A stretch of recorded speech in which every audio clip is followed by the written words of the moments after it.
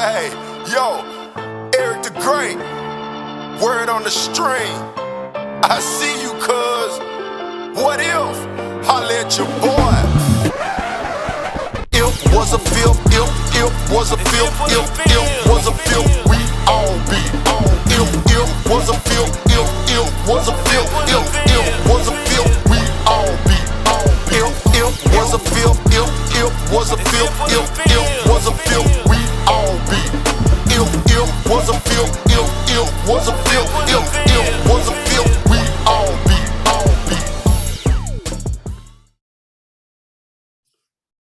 Yeah, man.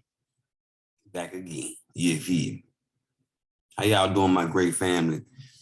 I am Eric the Great, and this is ETG TV. And today we have a story about a pastor who went live while he was doing his service when some robbers, the devil, came in trying to steal his joy and also his jewelry is what they were trying to steal. Because evidently this pastor is known for wearing exotic, flashy jewelry. Now they said what they took valued up to $400,000. $400,000? And that's a lot of offering in the offering bucket. That's all I'm saying. Now, if you're going live with 400,000 on your neck and wrist, I would hope that you got some type of more than prayer warriors at that door. You need some real warriors with some armed security at that door. Almost similar to how the Muslims be sometimes. You know what I'm saying? I don't know if they got a gun or not on them. I would hope. You know what I mean? Because back in the day, I was raised in the church, and we had a similar situation where somebody tried to put their hand in the offering bucket when they was going up. Instead of putting the offering in there, they tried to take some offering out of there. That was the wrong decision. I ain't never seen musicians jump off keyboards and drums so fast and carry this young man out the door with his head. But I digress. Let's check out this story about this pastor and see how this transpired. Of over $1 million in jewelry, and it was all seen on the church's live stream video. Let's get right to Fox 5's Robert Moses. He's live.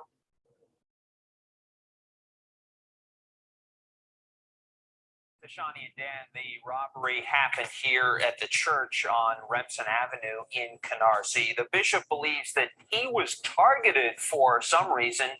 This is a man who is no stranger to the headlines or to the law.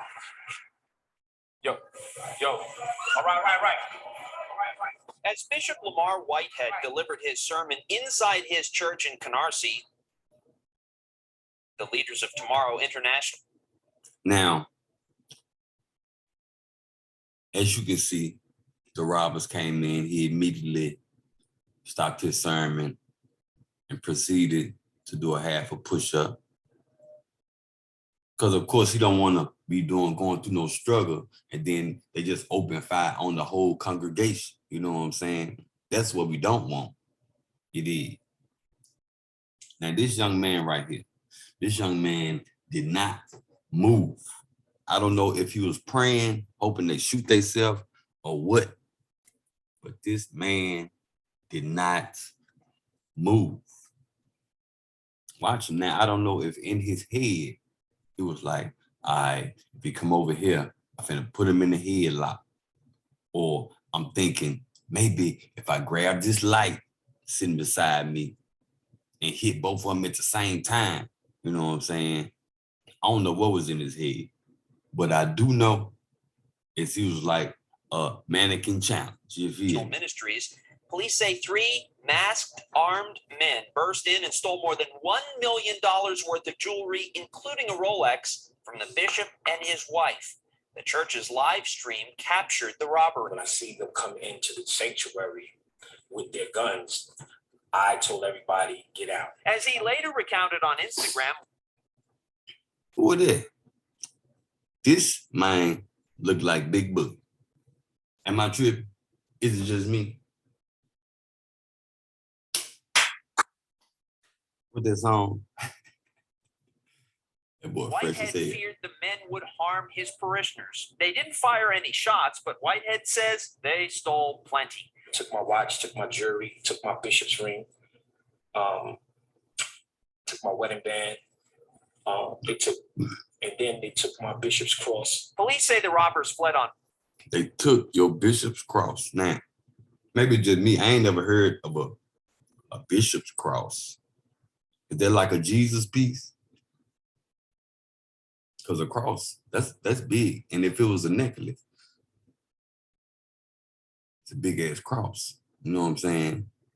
And I was thinking about this story and I was like, the Bible says there is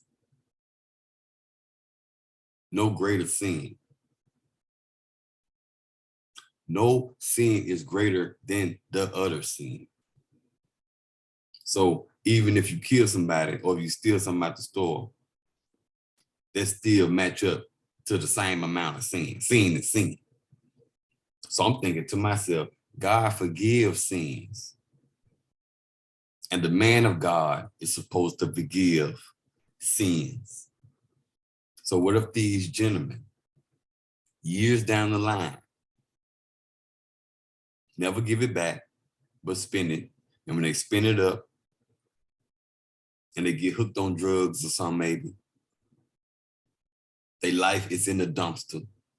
They end up coming back to this man church, confessing their sins and asking for forgiveness. What do you think the preacher is gonna do? Well, he's supposed to forgive because God is love, not bishop crosses and chains and rings. Material things come and go. God giveth and God taketh away. That's all I'm saying. That's the loophole.